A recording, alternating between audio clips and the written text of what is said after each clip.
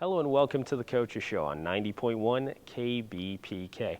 I'm Ryan Osborne, and coming up in just a couple of moments, you'll hear from Javier Giron in addition to Holden Remy as well. Well, we've got men's volleyball right here again as we talked to them earlier on in the season just to kind of understand what goes into preseason training, what their preseason kind of look like outlook-wise. But now we're about two-thirds of the way done through the entire schedule. So we want to get an update on what they're looking at, what Orange Empire Conference play looks like, what Southern California competition looks like. So we got an opportunity to talk to the men's volleyball team here on the Coaches Show.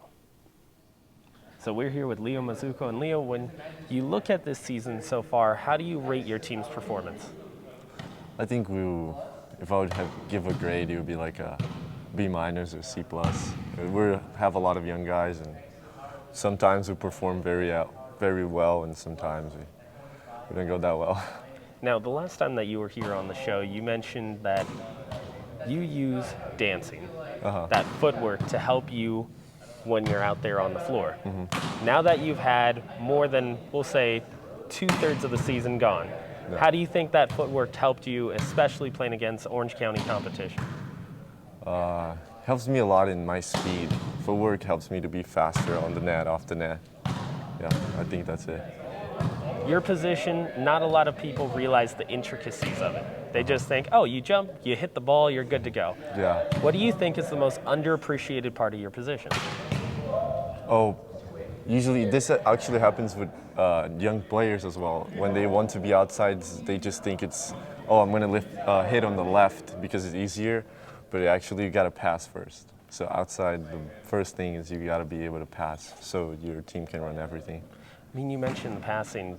A lot of people, especially if they're new to that position, you see those double hits, those double touches, and you see them out of sync a lot too. How do you fix that if you're learning your position? Do you fix like double contact when you're passing? Usually on serve receive, you can do that. It's kind of allowed a little bit. There's a wiggle room on the serve receive first touch. But you always try to get the correct touch. So most of the time is getting a good angle, moving your feet to open up and have a good angle, or just go against the ball and hold it and pass it. When you find your offense out of system, may be an excellent serve by the other side or just something goes awry, but you're out of system, what's the go-to that you have to make sure that you at least get a good solid hit off? Oh yeah, when we are out of system, I just try to get deep, very deep off the net so I can track where the ball is coming, where the ball is going to be as well. So I get as deep as I can, and I know it's going to be off, so I have to jump as high as I can to at least try to touch on the block and out or go over the block from far away. When you talk about jumping as high as you can, is that partial natural leaping ability, or is that using that leg training before the season starts? I would say both, but probably 70% of it is natural. I always had a little bit of more jumping than the other kids, but lifting makes me not hurt myself from jumping so much. So one helps the other. Do you find yourself not necessarily exerting yourself as much in workouts during the season as opposed to before the season? Yes. Before the season we go heavier. Usually we go way heavier, and during the season we just try to maintain, keep all the muscles, like all of them being used all the time. What's one thing that the coaching staff has been working on you with? With me, coaching staff, blocking. Sometimes I get too excited of going as high as I can when I don't need to, and I just gotta press over and put the hands in the right spot. So that's, I think, one of the main things that they focus. I mean, when you're talking about blocking, do you find that it's more, hey, I'm just going to jump and then hope that it kind of hits my hand or something? Or is it more you're watching the other person's hips or ankles? What's one thing for you? When blocking, you got to just watch the guy's shoulder. So you see where he's going to hit. And it's not just jumping, going for it. You got to want to block. You got to see the guy and just think, I'm going to get you, and just go for it. Well, thank you very much, Leo. We appreciate it.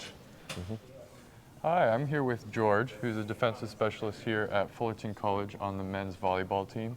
And today we're going to be talking to him about kind of just what's going on through the season so far. So currently you guys are sitting at 8-8 record and 1-3 in conference. So to start off, would you say that the preseason and out-of-conference teams that you've been playing are a little bit easier than the conference games? I think they all have had their struggles so far.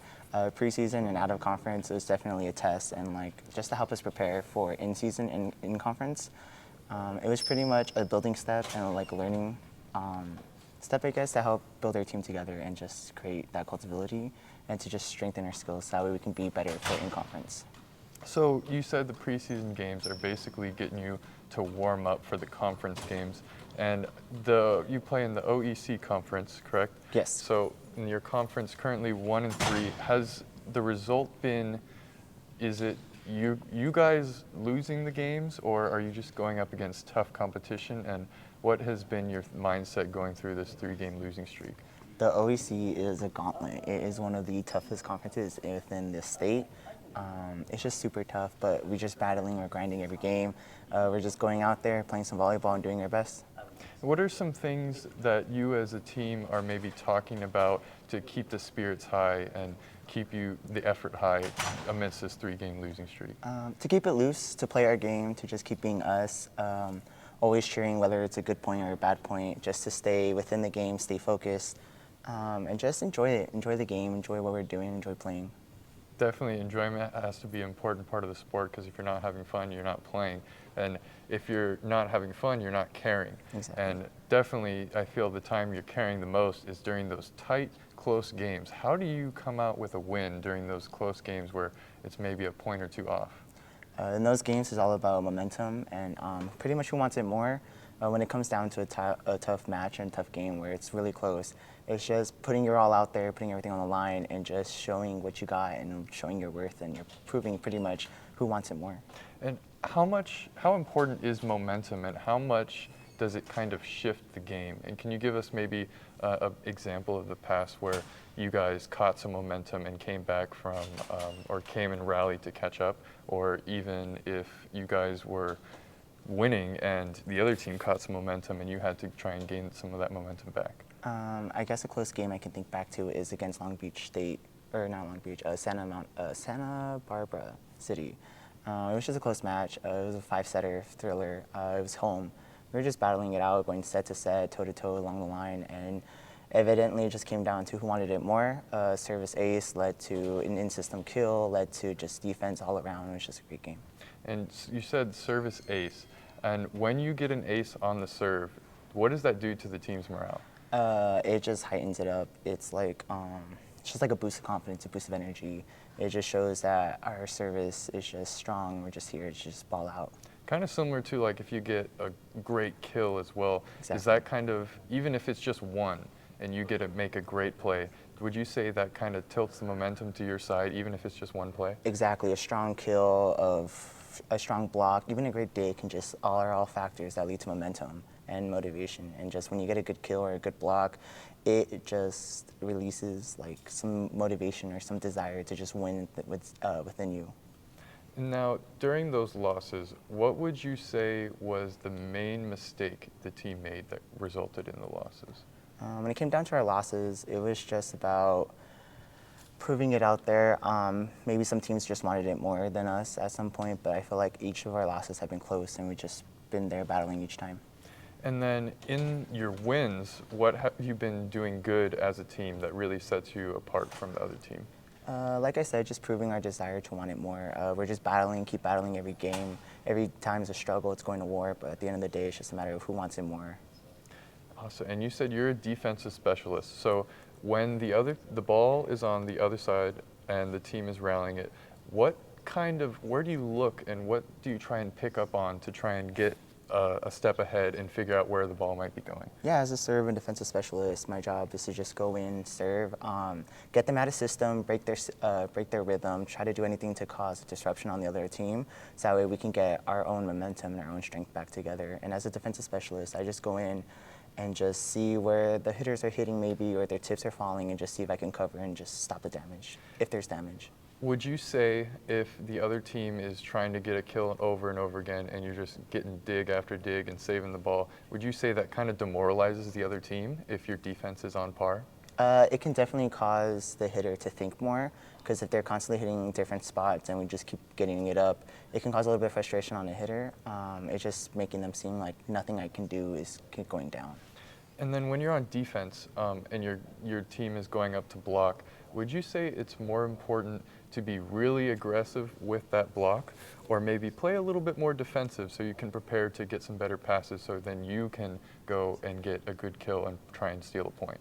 Always want to be aggressive with your block. Your block is what dictates the defense. So your block will take off a portion of the court where it makes it easy for your defense to just set up. And if I know my block is going to cover the line, it makes it easier to shift a little bit more to the angle, knowing that they're going to cover that line. And if I need to, I can always step in and take the line if they go over the block. And are there any specific tactics that your team does particularly well that you think you may do better than other tactics? I would like to say our transition. Right now we're just focusing a lot on transition, just getting the ball up or digging and then just transitioning to a kill. Those are sometimes the most longer points, like within the rally, just trying to close out the game. Usually with transition points, it leads to momentum, like I said. Awesome. And to end out the interview, I'm going to ask you a fun question. What's your go-to volleyball shoes and why?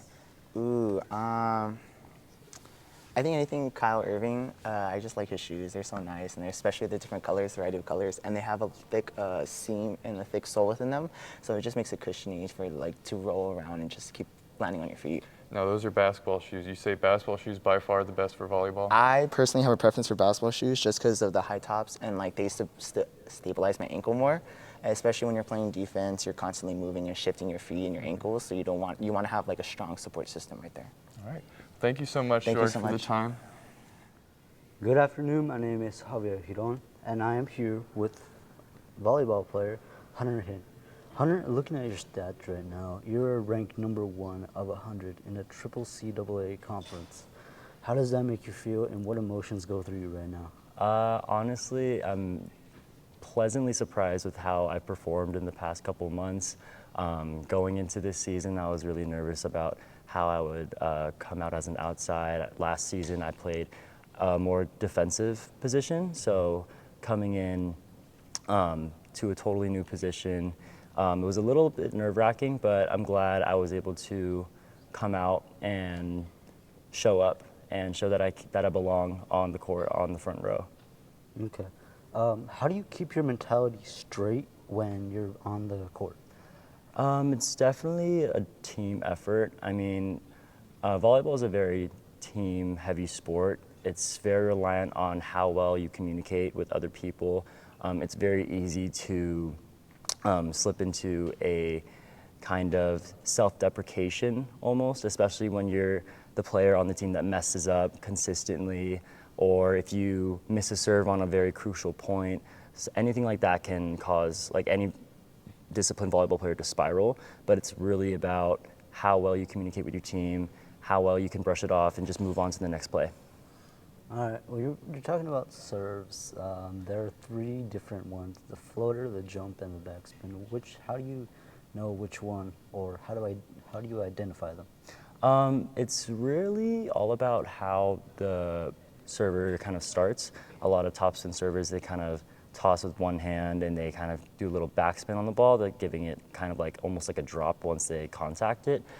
Floats, they toss the ball up high, or not relatively high, but more so without any spin, giving them an easier time to put a hard float on the ball, making it a lot harder to track.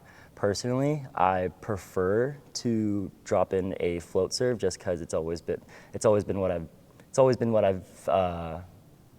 the serve that I relatively favor, just because topspin has never been my strong suit. Okay.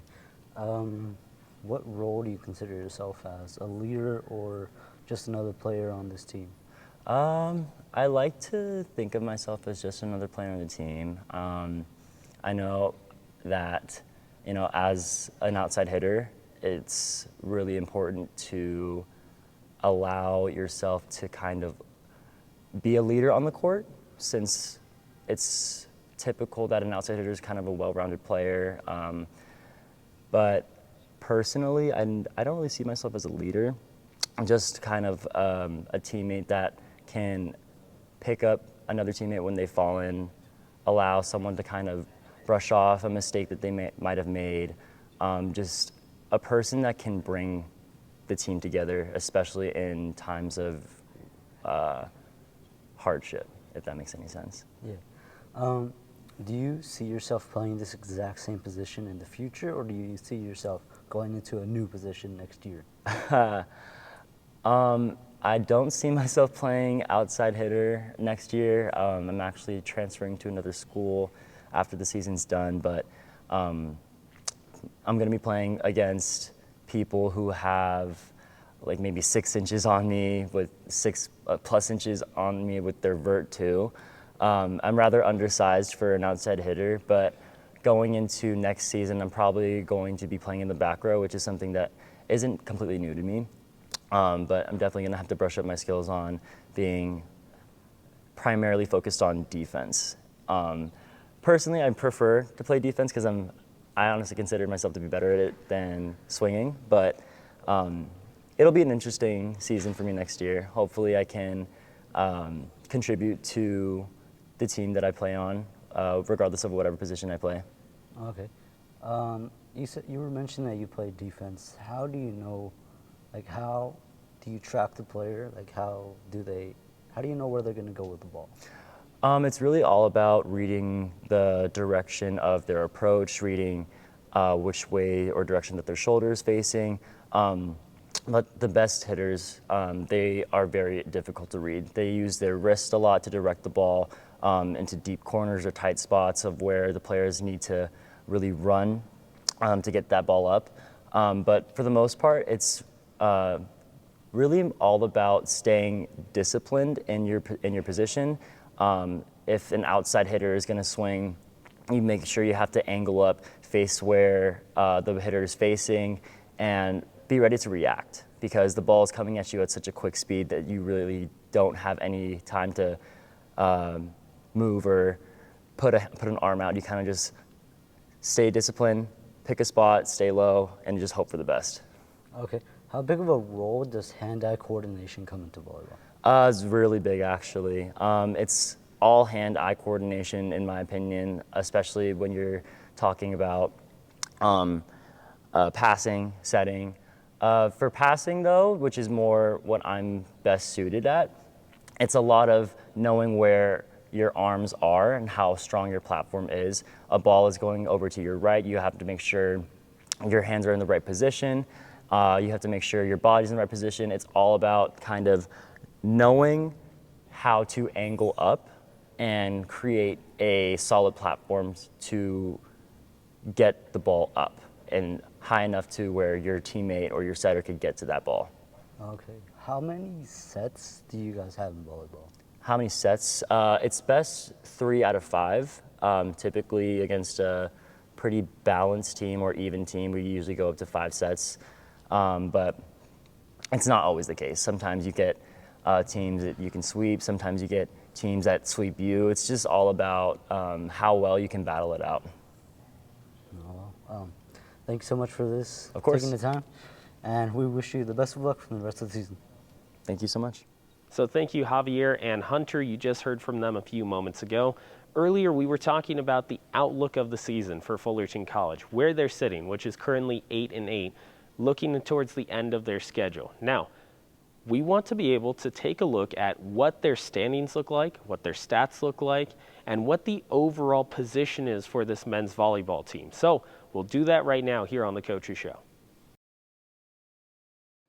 So in order to take a look at the Fullerton College men's volleyball team this year, you have to first take a look at what they did last year. Coming out of that COVID break, as soon as people started getting things back under their belt, competition got back underway.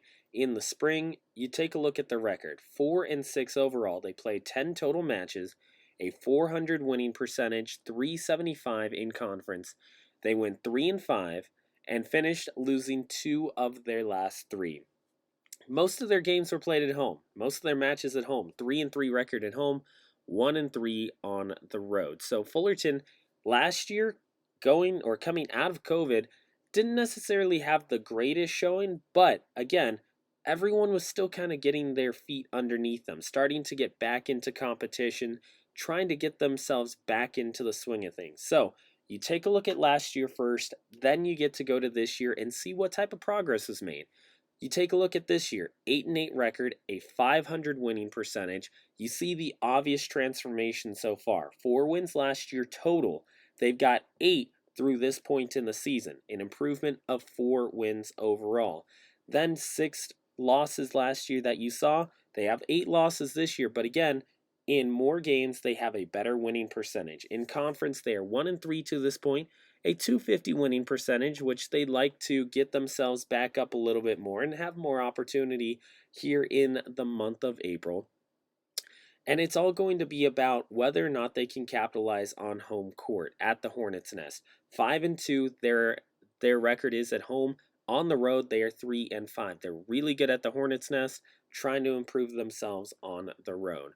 When you take a look at the team stats so far, 16 matches overall, 4 in conference, and they have 571 kills, 124 of them in conference. Now, we'll get to more on that in just a little bit and how Fullerton College has been doing in terms of conference comparison, what they do matchup-wise compared to the rest of the Orange Empire Conference. But for now, 571 kills overall for the team in 16 total matches. Kills per set, 10.02 overall, and then in conference is 8.86. So errors 251, total attacks 1427, and a hitting percentage of 224. 514 assists and an assist per set rating of 9.02. You take a look at their previous 6 matches. Now remember, last year what we talked about was the fact that they finished their regular season losing 2 of 3, 3 of 4 overall. Now, in terms of this year, it's about streaks. 3-1 or 3-1, they beat San Diego Mesa. They beat Santa Barbara and come from behind fashion 3-2. They beat Golden West at Golden West 3-1. But in each of their last 3 that they've had the opportunity to play in, they've lost 3-1, 3-0, 3-0. Now, when you look at those teams, however, they're at the top end of the Orange Empire Conference. So it's really tough to be able to go against that top level competition and consistently perform at the same rate that you are against a San Diego Mesa, a Santa Barbara, and a Golden West. You see the schedule there. Up until the very end of March, Fullerton College, again, that 3-3 record in the month of March. 3-3 in their last 6. 3-1 or 3-1 against San Diego Mesa, 3-2 to Santa Barbara, and 3-1 against Golden West. They had the opportunity to go against Golden West once again, but it ended up being canceled on March the 30th. That was earlier this week. So, no opportunity for Fullerton College to be able to get that competition in against Golden West again. Means they didn't get a chance to better that in-conference record, which again currently sits at 1-3. 4 conference games so far underneath their belt. 1-3 record. So they didn't get that chance, but going into the month of March, there's a lot of opportunity and chance for them to get themselves not only back in the win column, but also better themselves in conference. We'll get to the standings here in just a couple of moments. So, actually, when you take a look at the standings, let's get right to it. Orange Coast sits at the top of the table, 6-0 in conference record. You look at their sets for 18-0. They have not lost a set in Orange Empire Conference play yet. They have been dominant to this point in Orange Empire Conference play. 6-0 record in conference. They lead it by 2 games in hand. Right behind them is Irvine Valley College. 6 games played, 4-2 record for them. 12 sets that they've won compared to 6 against. Santiago Canyon, 5 games played. 2-3 record, sitting at just about a half game over top of Fullerton College as of the coach's show this week. 400 winning percentage in OEC play, 6-10 in terms of sets. Fullerton 1-3 right behind them, and then Golden West rounding out the columns with a 0-5 record, not having the opportunity to get a win in Orange Empire Conference play to this point. If you look at the overall stats, earlier we were talking about those 571 kills that Fullerton College has accumulated so far. That's actually top 3 in the entire conference in terms of attacking. You look at it, 571 for them. Irvine Valley is number 1 overall. As we mentioned, they've looked dominant inside of Orange Empire Conference play. 745 kills. They lead it, with Orange Coast right behind them at 634, in addition to Fullerton at 571. Now, the attack percentage is kind of where everything shakes out a lot. Orange Coast at a 337 attack percentage. Right behind them is Irvine Valley College at 277, and then Fullerton at 224. Attack percentage is how well you are able to convert on the times you go up and you get those kill attempts going. Can you convert on them? And your success rate is your attack percentage. It really deems how good of a team you are on the floor because of how well you're able to convert. Orange Empire Conference is at the top, Orange Coast is at the top, Fullerton in third. Now, if you want to look at individual overall stats for Fullerton College on their team itself, for the Fullerton College Hornets, in terms of kills, it starts with Hunter Wong Hin. Now, you heard him earlier here on the Coach's Show talking to Javier about his positioning and what he thinks about being in the Orange Empire Conference, playing for the Hornets. Also thinking of a position change coming up. 179 kills under his belt. He is one of the best in the Orange Empire Conference to this point. Leonardo Mazuco, who I talked to just a few moments ago, he's right behind him at 167, both of them outside hitters. And so far in 55 and 54 sets, kills per set ratings of 3.25 and 3.09. Leading the team in assist is Aaron Delgado Tsitse with 325, averaging about 6.3 or 6.63%, with Junior Paniagua right behind him at 119 and 4.25 per set as well. So the individual stats are there for Fullerton College. It's a matter of whether or not they can capitalize against those really good teams. Individually, we talked about those two guys, Wong Hin and Mazuco. Both guys are deemed as kind of leaders on this team for Fullerton College. Wong Hin, 179 kills, which leads the Orange Empire Conference on an individual scale. Leo Mazuco, 167. He's third in the conference. So Fullerton, attacking-wise, has two of the three best individual outside hitters for the entire Orange Empire Conference. And that's why their attack percentage has been so good, because both of those two guys have consistently been able to perform for Coach Ed Rapp. And it's shown not just in the standings, not just in the overall statistics, but also, as you see there, in the Orange Empire Conference, individual leader stats as well. So, Fullerton College leaning on those two guys for the rest of the season. When you take a look at the state overall, we talked about Orange Coast. In conference-wise, they are undefeated at 6-0. They only have one loss this season. They're the #1 team in the state. They're joined by Long Beach City College and Irvine Valley, with El Camino right behind them, San Diego Miramar and Moore Park, with Santa Monica and Fullerton, and then Santiago Canyon, Santa Barbara, and San Diego Mesa and Antelope Valley both also getting votes as well. So that's the poll for the entire state of California as of the most recent that came out this week. And again, Fullerton College rating inside the top 10, sitting at number 8 with an 8-8 record. You take a look at the men's volleyball standings, all in the Southern California region.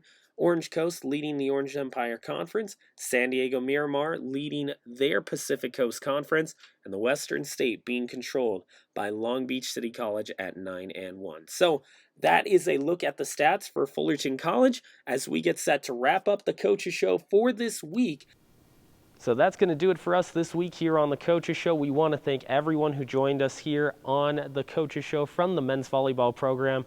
A big thank you to Coach Ed Rapp for allowing us to come out here, talk to his student athletes, and get a different perspective from them. Not just at practice, but also we were given the opportunity to show up to a game during the middle of the week as well. So for Holden Remy and Javier Giron, I am Ryan Osborne, thanking you for joining us here on the Coach's Show on 90.1 KBPK.